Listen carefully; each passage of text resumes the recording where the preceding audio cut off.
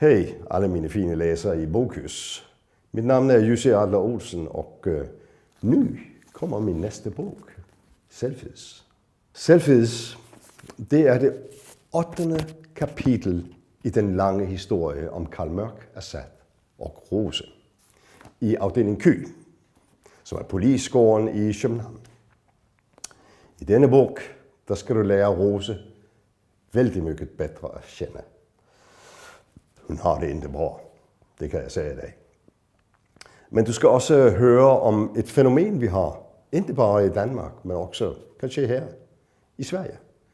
Om flikker, som ikke kan tage imod krav imod dem, men som gerne kræver noget af alle andre. Og de her selfies, de er stykker, 3 stykker, som vil gøre hvad som helst for at trække penge ind fra det offentlige socialvæsen. Men hvad de ikke ved, det er, at det værste, der findes overhovedet her i verden, det er den socialrådgiver, som skal passe på dem. For det vil hun ikke. Annelie er vores hovedperson i denne bog. Selfies er de 3 flikker. Og selfies er også et fænomen, som vi kender til alle vegne. I hele verden, men også her. Og jeg prater ikke om at tage et foto med mobiltelefonen.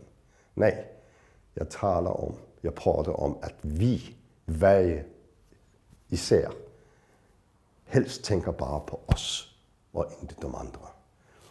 Når de bliver konfronteret med deres socialrådgiver, så kan jeg sige dig, der kommer til at hænge sorger, som du aldrig i dit liv har set før.